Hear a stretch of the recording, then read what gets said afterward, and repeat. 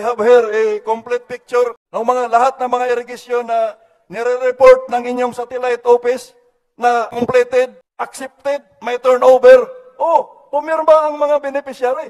Hindi nga nila alam yung pinirmahan nila. Instead, pinaran. Puntahan mo doon. National lang. Walang irigasyon dahil walang tubig.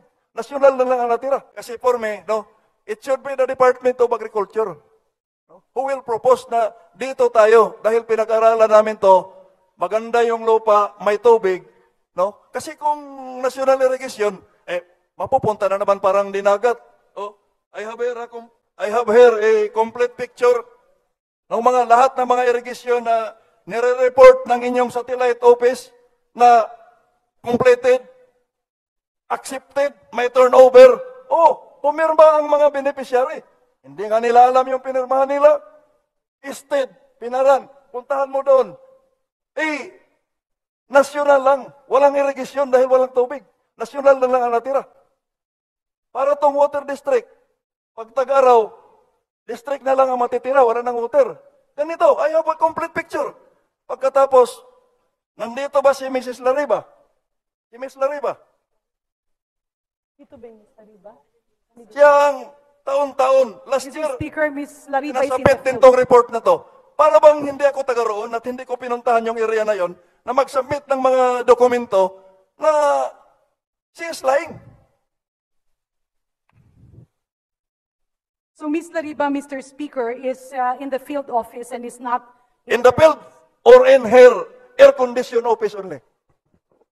Mr. Speaker, distinguished sponsor, mayroon bang pamamaraan ang pamunuan ng National Irrigation Administration to validate the reports of the field personnel? Mayroon bang pamamaraan? Kasi kung mayroon, bakit hindi nila nakita na mali yung nire-report nila Lariba? Hindi totoo.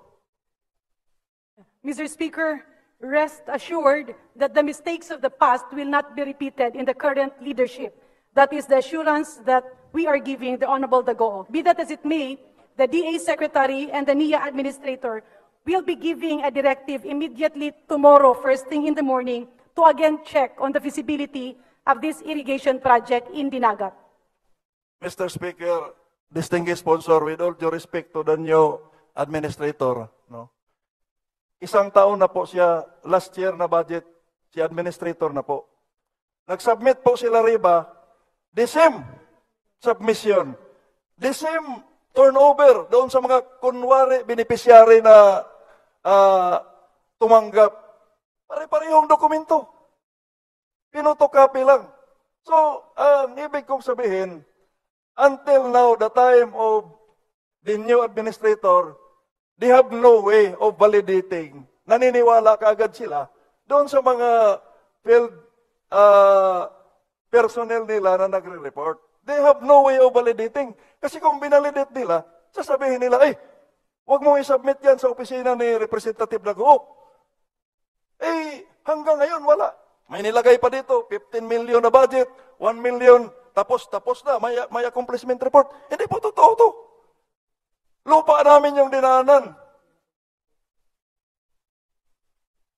So, I think, no, for the interest of time, Mr. Speaker, I just wanted to make sure na yung pira na dapat magamit natin sa iba at nilaan natin sa irrigation kasi gusto nating masiguro yung pagkain. Ako, taga-kurente ako. Pero kahit walang kurente, okay na. Basta may bigas tayo. Pero kung yung pang-irrigation, which is the primary source of rice production, kasi kung walang tubig, paano po tayo magkaroon ng abono? Namimigay tayo ng pondo para sa abono, pinag-usapan natin post-harvest facilities. Anong post-harvest? Wala kang harvest eh. So, ang uunahin natin, paano tayo makayield ng marami? I agree with that. But first, kailangan identify natin na tama yung irrigation na i-construct natin doon sa area na makayield ng marami. Hindi yung parang shotgun tayo na basta lang may ilagay dito. That's why I am asking yung mga criteria. I am asking yung study. Dapat may scientific study sa lupa, etc. Ay, lumaki po ako sa farm eh. Hindi lang si Alice Go ang lumaki sa farm. Ako din. Lumaki ako sa farm. I hope that can be submitted, Mr. Speaker, no?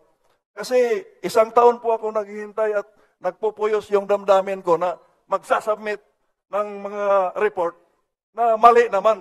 Ako na lang sana ang mag-submit ng report para sa sarili ko para totoo. Kasi pinupuntahan ko yung lugar na to.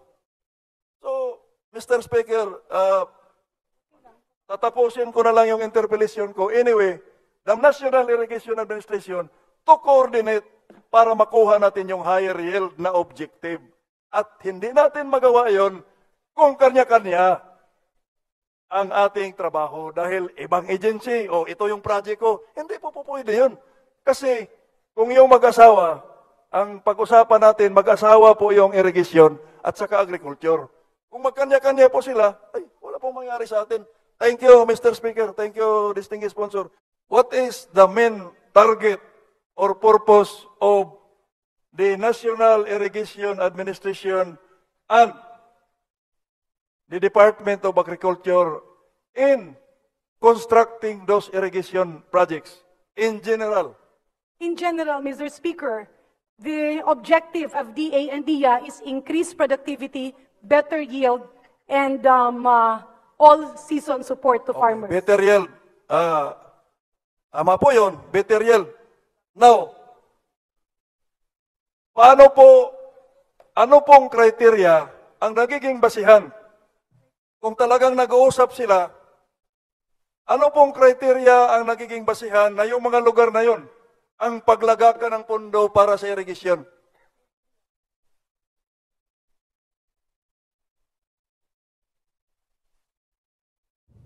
Mr. Speaker, distinguished colleague, indeed they are meeting, and we assure the Honorable... No, Mr. Speaker, with all due respect to the good Yes, sponsor. I will go to that, Mr. Speaker.